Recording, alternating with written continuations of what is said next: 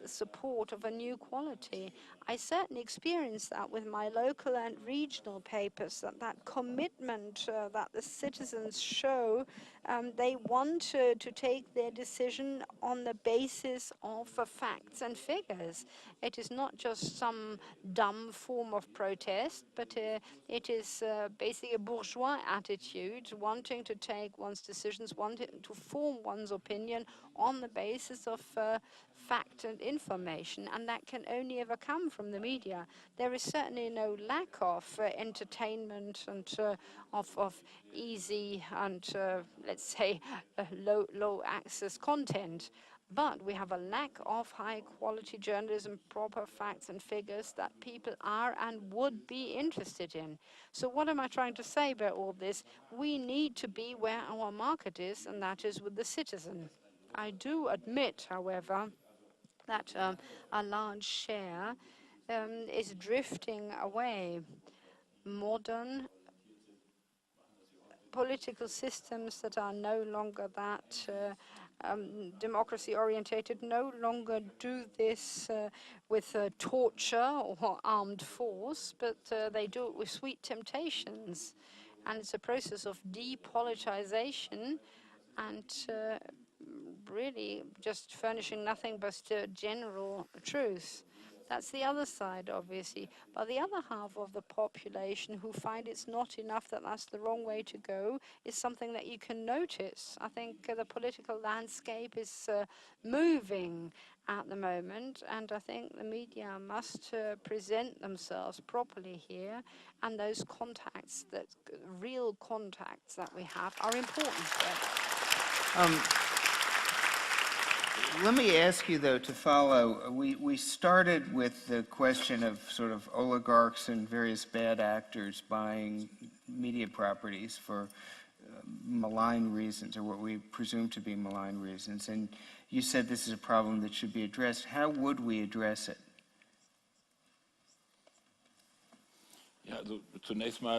Well, to begin with, I mean, it's obviously different from society to society. I mean, I don't want to go into details here, but if you look at the Gazprom practicalities in Russia, is different from what happens in countries where oligarchs really are, well, basically in the field of crime, rooted in the field of crime with not just one of their feet.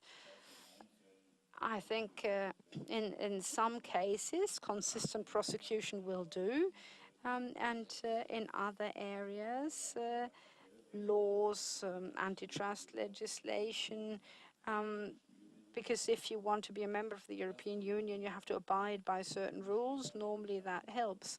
The fact that politicians have, they feel a desire, certainly when they come from a controlled economy, that they're used to just calling the media and immediately they open up a whole page for them to say what they want to say, that they have a propensity to prefer media that praise them is normal, isn't it? Wouldn't you say that that is normal and understandable? I think our job is to stand up against this type of trend in alliance with the ones we're working for, with the citizens of these societies. And I think that alliance needs to be formed, credibly so. I think there were some of those who always felt happy in the first row, but if you sit in the first row, people don't hear what's being said about you in the second, third, and 15th row. Certainly when people are whispering, journalists have to not just sit in row 1, they have to be in row 3, 5, 9, 11, and at the back and on the sides. They need to look at what's happening. I mean, they don't need to sit in the first row and copy what politicians say. It's got something to do with the process of reorientation, as I said, and I deliberately mix it with an element of democracy, an element of quality, and I mix in business interests. I mean, a market economy argument.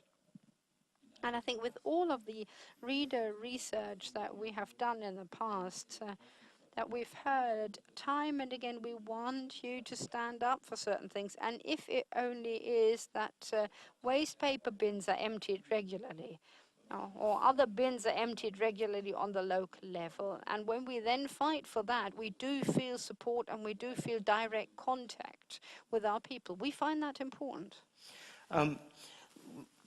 Very good, thank you. And let me switch to an entirely different subject and just see what comes up.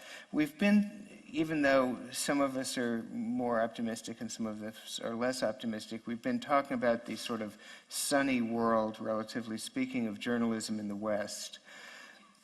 What can we do to promote all of the benefits of journalism that we've been talking about in areas that don't have free press? Is that a problem that we can do anything to help solve? Well, this is an area where the new technology that we've been discussing as a threat actually holds a lot of promise for doing good. To pick one fairly obvious recent example, after the elections in Iran, when people were taking to the streets and foreign reporters were banished from the scene, a number of bloggers, including one working at the New York Times, but a couple of others, one at the Huffington Post, one at the Atlantic, made it their specialty to pull together Twitter feeds, YouTube videos, blog posts, emails that came from within Iran, and to put them together in a way that gave you a pretty good sense of what's going on. Now, obviously within limits. It's a very murky power structure there, and I don't think anybody pretends to understand exactly who holds the reins at any given time. But as to what was actually happening in the streets, the kind of thing that a news reporter could ascertain, we were able to get a version of that through the new technology and to transmit it back into Iran, at least to an educated segment within Iran. It's not the perfect solution, but it suggests that these technologies that are nipping at the heels of printed newspapers can also serve to undermine authoritarian regimes and break the monopoly on information. Is that a process that will just naturally continue to a pleasing conclusion, or that needs a push from somewhere, or what? I think it needs a push, certainly. And I think it's in the interest of those of us who cherish journalism to provide that push.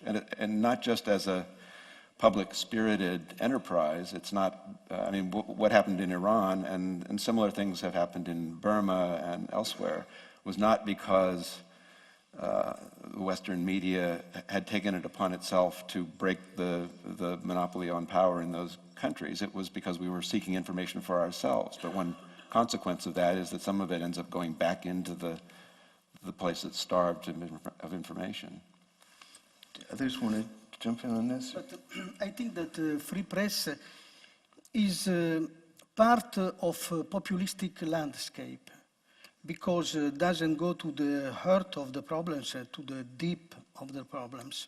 In our country, its place is the place of tabloid, that we haven't a tabloid. And they doesn't work about scandals, doesn't work about the power.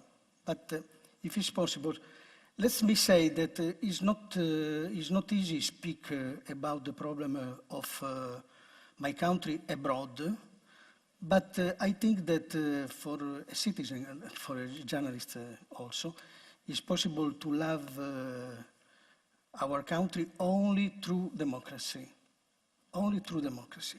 And I think also, if it's possible to say, that in general, world and journalists also think that our problem is only the power of the Prime Minister on the TV system.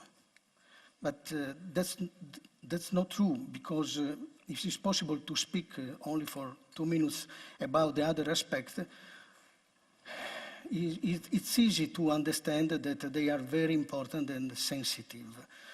All the world knows about the scandals that Prime Minister has been involved in since 29, when the First Lady, Veronica Lario, with an official statement to the press agency, not gossip, but an official statement to the press agency, denounced the political trash. This is the exact word, the political trash that her husband was involved in, promising electoral candidatures to young women in exchange for personal favor. And it was revealed to the judges of Bari another scandal by a paid escort that she had spent the night of the presidential election of Obama in the so-called big bed of Putin with the prime minister in his private home in Rome. She recorded conversation with Mr. Berlusconi, both before and after their encounter, his telephone calls, and had taken photos of its bathroom. I think that that was enough to start a journalistic investigation. We simply did it. When the Prime Minister defended himself on television, we noted some evident contradictions, some obvious lies in his accounts of the story. So we organized 10 questions about the lies and contradiction and requested answer, asking officially for an interview to the Prime Minister. His Undersecretary assured us answers. We proposed a period for waiting 4 days, and 4 days later, as the answer did not arrive, we published the 10 questions. So we published the 10 questions every day for the simple but good reason that we had never received any answer until, after 6 months, the Premier had to answer, also if he did in a very embedded way, in his own magazine, with a journalist of his trust that he chose in a very protected space. Now, in the last 2 weeks, a new scandal.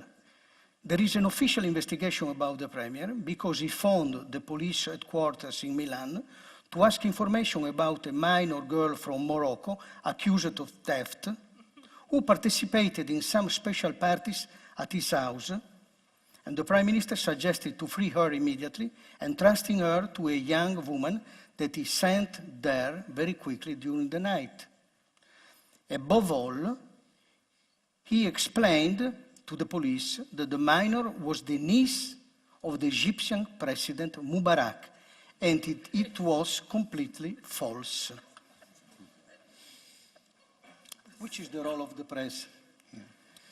Before this last event, the last year had been quite animated for these scandals. The chief of the government addressed 2 reporters of La Repubblica as delinquents, after they had asked the question about the scandal. Secondly, he suggested on television that Italians should not read the newspapers, adding that good information existed only on television. Then, in the official speech at the meeting of the young entrepreneurs, he invited the companies to take advertisement out of the catastrophic newspapers, specifying immediately after that he was thinking precisely to La Repubblica.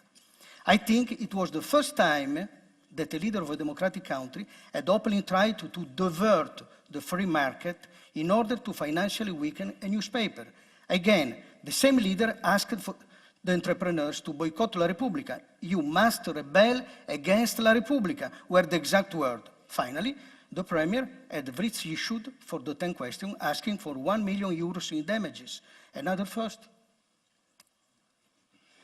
The special case of a prime minister who denounces some question only because he wants that the judge stops the question, as he does not intend to answer them. But at this moment, the problem is first a problem of truth, and second a problem of freedom. It is possible to work with a journalistic investigation about the power in charge.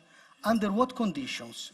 The 9th question asked if the president could assure that he was not using the secret services against the girls who witness, the public prosecutors who investigate, the journalists who demand. In the last summer, the editor of newspapers Il Giornale, owned by Berlusconi's family, was fired from his job. The outgoing editor wrote that he fought in all the necessary battles, but refused to rummage in the beds of editors and publishers of other newspapers. A week later, Il Giornale published an anonymous piece of paper written in the typical language of secret services, in which the editor of the Bishop newspaper, who had criticized Berlusconi, was accused of homosexuality. Therefore, a punishment and a warning for the church and for the editor.